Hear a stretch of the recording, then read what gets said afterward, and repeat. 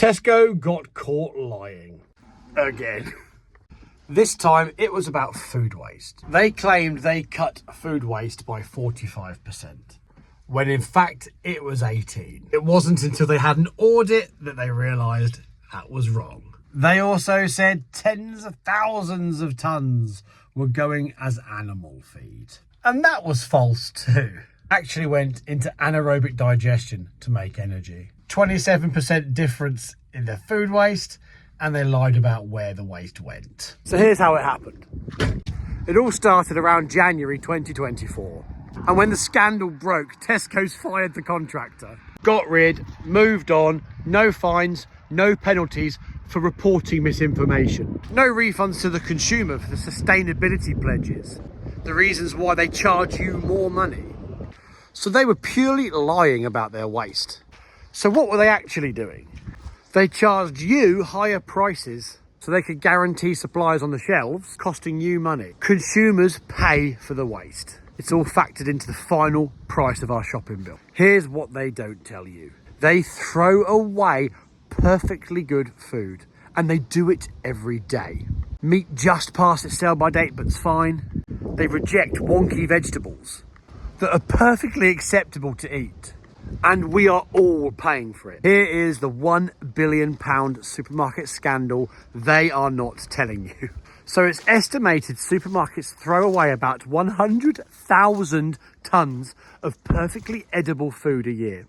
And that is estimated to equate to 250 million meals. 250 million. And these prices are all added onto our bill at the checkout because it's all accounted for in the sale price. That's how they cover themselves. It means more to the supermarket that when you get into the shop, you can always get what you want. But this comes at a cost of waste.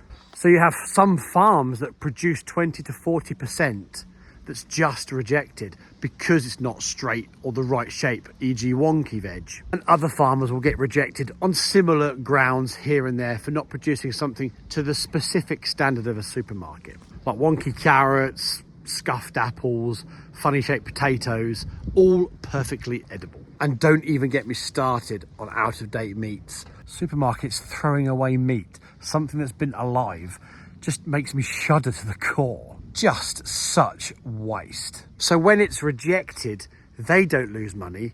It's us that are losing money, the consumers. And as a farmer, I can't afford any waste. Everything on this farm is made to keep everything going with zero waste where possible. But not supermarkets. They've built waste into their business model. The top 10 supermarket chains donate approximately 9% of their waste. That's 91% getting thrown away that could be feeding hungry people. The numbers vary supermarket to supermarket, but it's in that ballpark. There is something so wrong with this. And I read your comments. I see what sort of people you are, and I know you'll agree with me. This waste is disgusting. And the stuff that's rejected, like the wonky veg, isn't included in these figures. So that's so much more waste that supermarkets are responsible for that we're all paying for. And here's where it gets even worse. People questioned from these establishments like food banks where they received donations said that what they did get was inedible. So what's happening is these supermarkets are donating some stuff. What they're donating is just absolute junk. So people go hungrier again. Oh my God. Maybe I should be Prime Minister. I mean, I'm just getting fed up of all of this. I would make everything right, wouldn't I?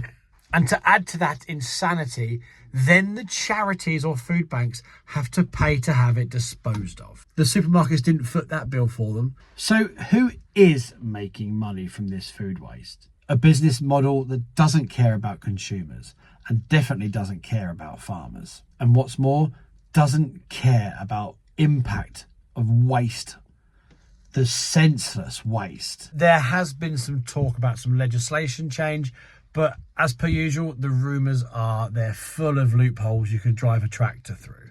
So supermarkets are going to find those loopholes. But one thing I can guarantee is I will do my best to make sure I look into it. But what can you do? What's really interesting is all of these reports are available online. And I've included a lot of websites in my description. next time you go shopping, check their reports and see if they are falling in line with what your beliefs are. Make sure they're doing their thing for food banks, donating the food and not wasting unnecessary food. I'll include a link in the description for Produce and Provide. You just put in where you live, postcode, etc. or address, and it tells you what kind of establishments are nearby to you. And as well as everything else, you can share this video with everybody. Spread the word. Tell your friends, tell the supermarkets when you visit them, and make sure we hold them all accountable. And what I really want you to do is, if you haven't already, hit that like and subscribe button and sign up to my memberships for exclusive content. Thank you so much for watching.